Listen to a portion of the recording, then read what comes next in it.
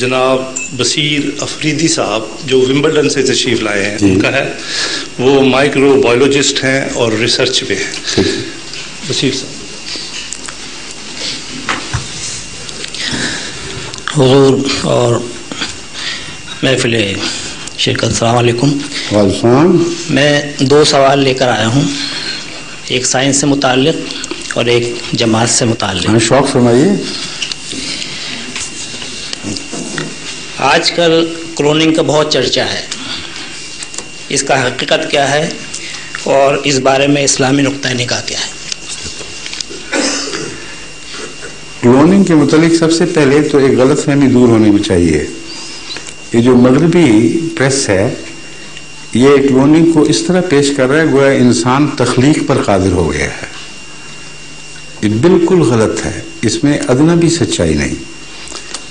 انسان آج تک ڈی این اے کا ایک جز بھی نہیں بنا سکا. وہ انسانی تخلیق کا مطلب ہے خدا کی تخلیق کی چوری، اور ایک جگہ سے اٹھا کر اسے دوسری جگہ لگا دیا جائے، اور وہ لگنے کا جو مادہ ہے وہ پہلے سے ہی اس تخلیق میں موجود تھا. اور یہ جو پہلو ہے اسی کا کلوننگ سے بھی تعلق ہے.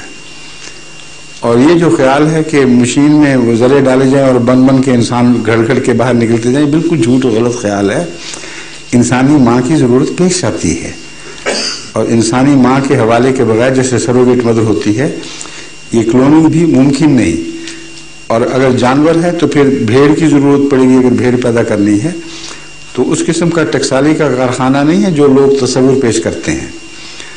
یہ تو اس کی نوعیت کا تعلق جہاں تک ہے، انسان بنا کچھ نہیں سکا. انسان نے تخلیق کے معاملے میں دخل اندازی شروع کی ہے، تخلیق کے راز پڑھ کر. اس کے متعلق قرآن کریم نے ایک واضح وارننگ دی تھی. جتنی بھی قرآنی پیشگوئیاں ہیں ان سب میں ایک تعریف کا سا رنگ ہے کہ دیکھو انسان یہ بھی ایجاد کرے گا، وہ بھی کرے گا، یعنی اللہ تعالیٰ کی ہدایت کے مطابق.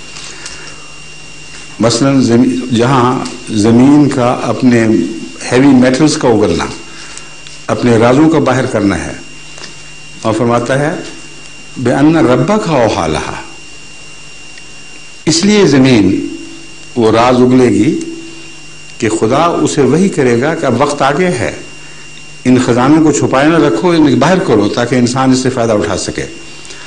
لیکن جہاں تخلیق میں دخل اندازی کی پیشگوئی ہے وہاں اسے شیطان کی طرف منسوب فرمایا شیطان میرے بندوں کے دل میں وسوسے ڈالے گا اور انہیں کہے گا کہ تم تخلیق میں تبدیلی کرو، اور اس کے بعد ناراضگی کا اظہار ہے جب وہ کریں گے تو ان کو سزا ملے گی اس کی. چنانچہ کلوننگ ہو یا جینیٹک انجینئرنگ ہو، ان دونوں کا ذکر قرآن کریم میں بڑی وضاحت سے پہلے سے موجود ہے، اور اس تنبیہ کے ساتھ ہے کہ تم یہ نہ سمجھنا کہ تم سزا سے بچ جاؤ گے. بس 2 پہلو ہیں اس کے. ایک ہے خدا کی تخلیق کے مطابق اس کی حفاظت، اس کی بقا میں انسان اپنے علم کو استعمال کرے. یہ پہلو بالکل ناجائز نہیں ہے. مثلا ٹیسٹ ٹیوب بیبی ہے، اگر باپ کا سپرم ہے، ماں کا اووم ہے، تو اس کو بچہ بنانے میں مدد دینا یہ شادی کا مقصد ہے، انسانی تخلیق کے مقاصد میں داخل ہے. اس لیے قرآن کریم سے یہ نتیجہ نکالنے کی کوشش کرنا کہ گویا یہ حرام ہے، بالکل جھوٹ اور لغو ہے. اللہ تعالیٰ کی تخلیق کی تائید میں اسی کے رازوں کو سمجھ کر استعمال کرنا کسی پہلو سے بھی گناہ نہیں ہے. مگر جہاں آپ سروگیٹ مدر لے آئیں گے بیچ میں جو بیوی نہیں ہے، تو گویا بغیر شادی کے جس کو آپ کہتے ہیں ناجائز بچہ، وہ آپ نے دے دیا. اس کا ذریعہ نارمل اختیار کرنے کی بجائے پیچھے سے لا کر دوسرا کام پکڑا گیا ہے. اور حقیقت وہی رہے گی کہ جس کا بیٹا ہے اس کا جس ماں سے ہونا چاہیے تھا اس ماں سے نہیں ہے، گویا ماں کا سوتیلا بیٹا بن گیا. جہاں تک یہ کہنے کا تعلق ہے کہ اووم ماں کا لیا گیا ہو، تو اس بارے میں تو جو بھی فی الحقیقت اس انسانی پیدائش کے راز کو جاننے والے سائنسدان ہیں وہ جانتے ہیں کہ اس محض اووم کا ہونا کافی نہیں ہے. 9 مہینے جو بچہ ماں سے خون لیتا ہے اس سے مختلف کیریکٹرز لیتا ہے, بہت سی ایسی صلاحیتیں حاصل کرتا ہے جو اوریجنل اووم کی وجہ سے نہیں ملتی اس کو. اس لیے یہ کہنا غلط ہے کہ وہ خالصتاً پہلی ماں ہی کا بچہ ہے. وہ یقیناً ایک عجوبہ روزگار سی چیز بن جائے گی. کچھ اس نے حصہ ماں سے لیا ہے اور باقی کسی ایسی ماں سے جو ماں بننے کا حق نہیں رکھتی کیونکہ رشتہ ازدواج زوجیت میں نہیں پروئی گئی.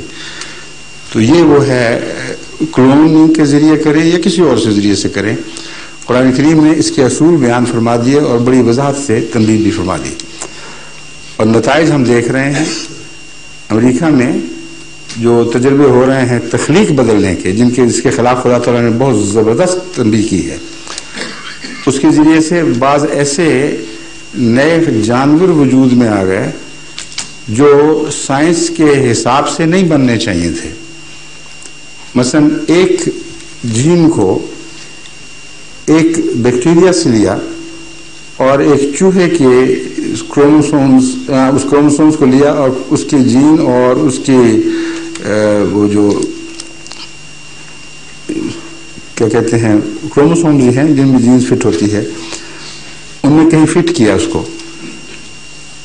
اب یہ بات سائنسدان نظر انداز کر گئے کہ ہر جین کو جو دوسری جین سے ایک رشتہ ہے وہ بین ہی اس پوزیشن میں قائم ہوتا ہے جس میں وہ رکھی گئی ہے, اور جو دائرے میں وہ کروموسومز گھومتے ہیں وہ کون سی جین کس کے آمنے سامنے ہے اس ہیلو کے اندر, اس کی وجہ سے اس کی صفات بنتی ہیں.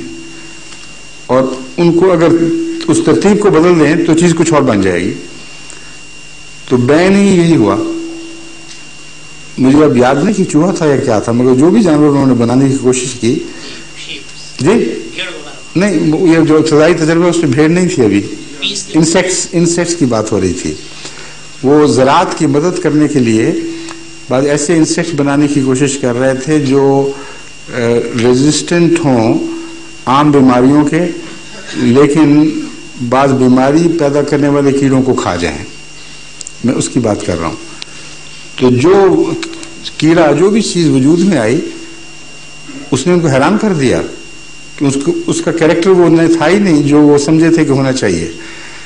تو اس پہلو سے کئی مقدمے اس وقت یونائٹڈ اسٹیٹس کی بڑی عدالتوں میں قائم ہیں.